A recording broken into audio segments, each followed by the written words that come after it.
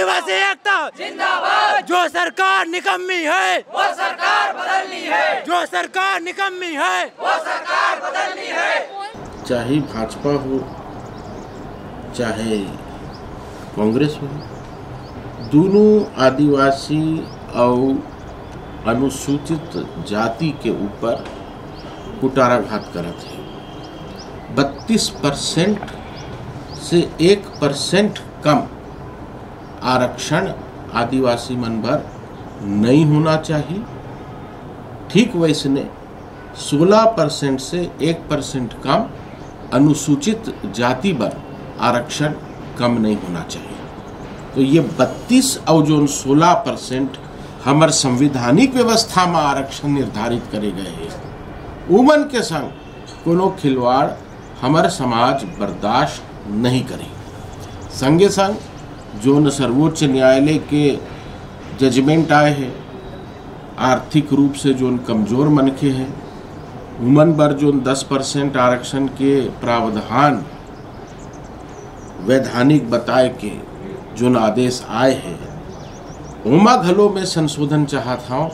कानून आना चाहिए, विधेयक आना चाहिए कि ये जो आर्थिक कमजोर वर्ग पर 10% आरक्षण है, ओमा SC, ST, OBC वर्गला घलो सम्मिलित करे जाए। देश में जतका आर्थिक रूप से कमजोर है, गरीब मन है, ओमा 90% तो ये वर्ग के हवे। तो एमन के बिना कैसे 10% आर्थिक रूप से कमजोर वर्ग पर आरक्षण तय हो सकते हैं। तेकर बार 32% ST, 16% SC और 10% पुअर कैटेगरी EWS कैटेगरी, जिसमें SC, ST, OBC और फॉरवर्ड कम्युनिटी सब सम्मिलित हों, ऐसी व्यवस्था लागू करने के लिए जो अभी 1 और 2 दिसंबर को सत्र बुलाया जा रहा है, ये पूरे जो हमारी ये 3 मांग है उसको लेकर विधेयक लाना चाहिए। अगर इससे कुछ कम होता है तो फिर हम लोग विधानसभा में जरूर अपनी बात रखेंगे। मैं बोलने से पहले हर जोर जुर्म के टक्कर में संघर्ष हमारा नारा है, हर जोर जुर्म के टक्कर में संघर्ष हमारा नारा है। जो सरकार निकम्मी है वो सरकार बदलनी है, जो सरकार निकम्मी है वो सरकार बदलनी है। तो ठीक है, आज देख रहे हो आप लोग कि किस तरह हमारे आदिवासी समुदाय के, हमारे आदिवासी समाज के जो प्रतिनिधित्व का अधिकार था, 32% जो हमको शैक्षणिक क्षेत्र में मिलता था और रोजगार के क्षेत्र में मिलता था, उसको कैसे समाप्त करने की दिशा में सरकार काम कर रही है और समाप्त कर दिया गया है। और उसके ऊपर बिल्कुल ध्यान नहीं दिया जा रहा है। हमारे बार बार आंदोलन करने के बाद भी, हमारा बार बार आवाज़ उठाने के बाद भी सरकार इसको बिल्कुल दरकिनार करते हुए, हमारे इन धरनाओं को बिल्कुल नज़रअंदाज करते हुए हमारे आदिवासी समाज पे बिल्कुल ध्यान नहीं दिया जा रहा है। ये सरकार आदिवासी हितैषी होने की बात बोलता है, लेकिन ज़मीनी हकीकत में वो आदिवासियों को लूटने का काम कर रहा है।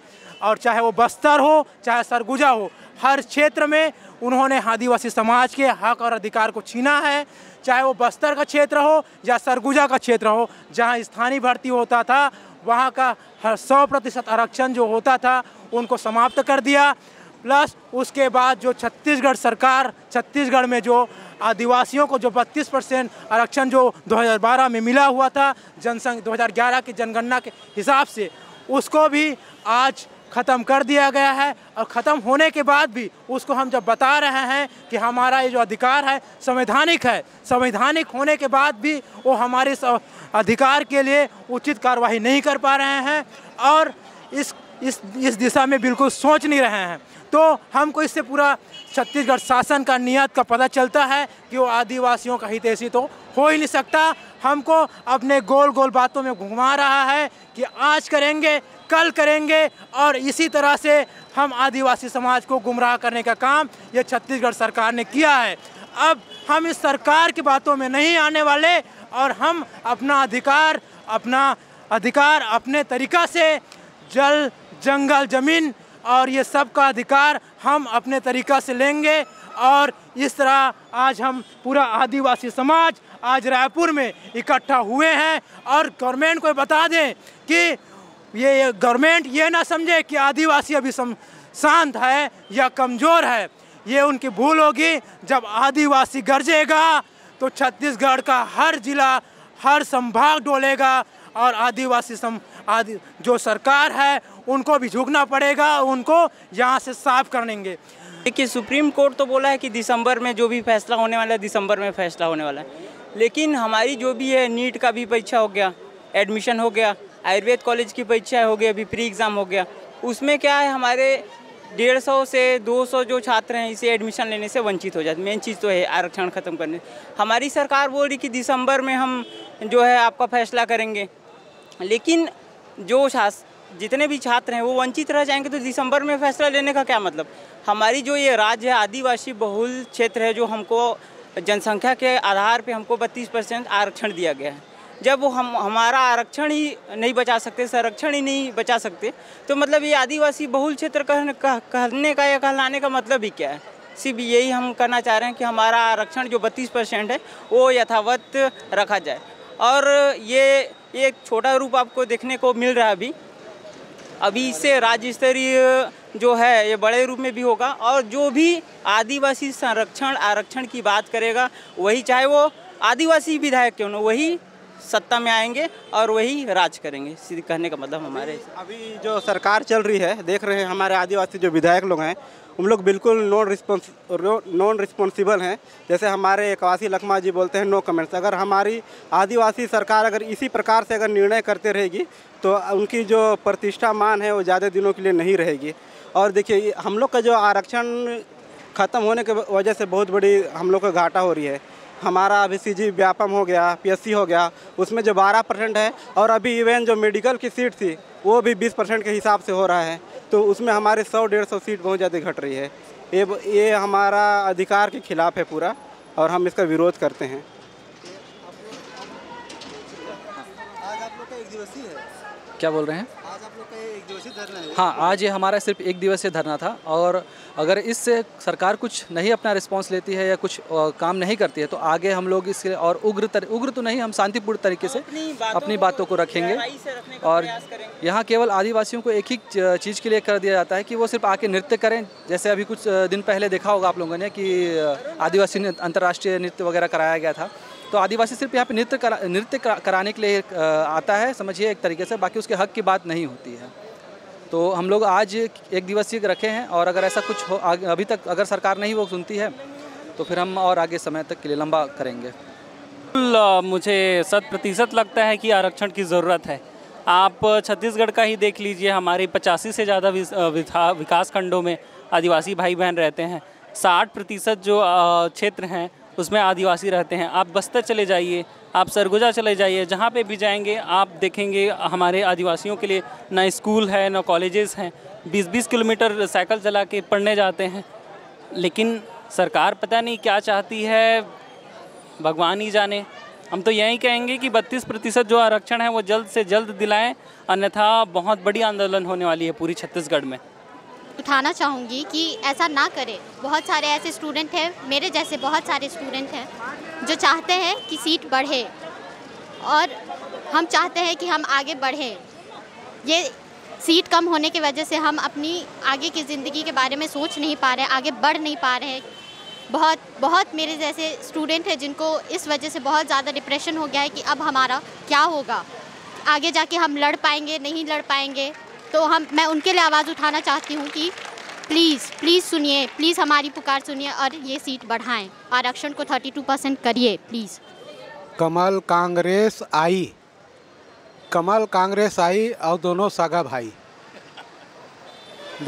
भाई है, इसलिए उन लोग अपना आपस का रिश्ता न तोड़ के आदिवासियों को फुटबॉल बना के खेल रहे हैं। कभी कांग्रेस गोल करता है, कभी भाजपा ही गोल करते हैं, और आदिवासियों का दोनों पार्टी शोषण कर रहे हैं।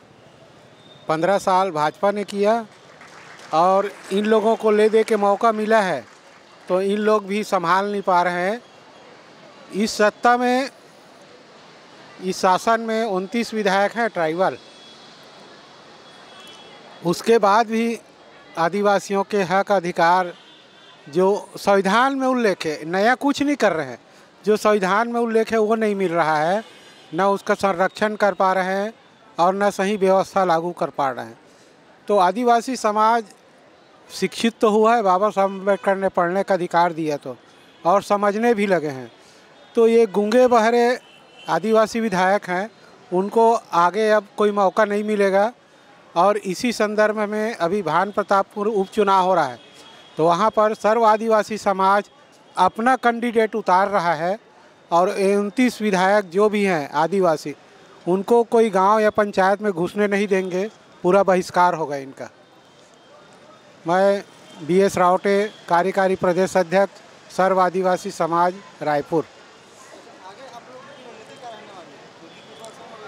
अभी हम लोग ये 32% आरक्षण को लेकर, इसके अलावा हमारा पेशा कानून है, पेशा कानून को इन लोग में अपने मैनिफेस्टो में भी रखे थे। और पंचायत मंत्री, पूर्व पंचायत मंत्री TS सिंहदेव पूरा हर ब्लॉक में घूम के पेशा कानून बनाया था और निमोरा में 4-5 राज्यों के विशेषज्ञों को बुला के मीटिंग किया था, मैं भी था उसमें, और लागू करेंगे करके। लेकिन ये सरकार पेशा कानून के आत्मा को बेचकर घटिया नियम बना के लागू की है। इसी में उदास होकर TS सिंहदेव मंत्री पद से इस्तीफा दे दिया। वो सहन नहीं कर सका, क्योंकि मैनिफेस्टो में उसी ने घोषणा किया था, वो समिति के अध्यक्ष थे। और हमारा 32% के अलावा 2001 से 12 तक हमको 32 मिलना था, 20 मिला, तो 12% का बैकलॉग लेना है। और उसके अलावा अनुसूचित क्षेत्रों में जो तृतीय एवं चतुर्थ श्रेणी का पद है, वो 100% आरक्षण था, वो भी ख़त्म हो गया है। 3 साल से पदोन्नति ख़त्म हो गया है। और स्वामी आत्मानंद स्कूल में बिना आरक्षण के भर्ती किए हैं। तो सरकार की अब दादागिरी नहीं चलेगी, आदिवासी समाज उसका कड़ा मुकाबला करेंगे और संघर्ष करते हुए आगामी समय में हम जेल भरो आंदोलन करेंगे अगर हमारा मांग पूरा नहीं हुआ। और उसके बाद भी अगर कुछ नहीं कर पाते हैं तो दिसंबर में जो बड़ा सत्र होगा, 2 तारीख को सत्र को हम लोग देख रहे हैं, उसके बाद जो बड़ा सत्र होगा उसमें विधानसभा को घेरेंगे। 15 से 20 लाख आदिवासी रायपुर में आकर गली गली में घूम के अपनी मांग की आवाज़ को उठाएंगे।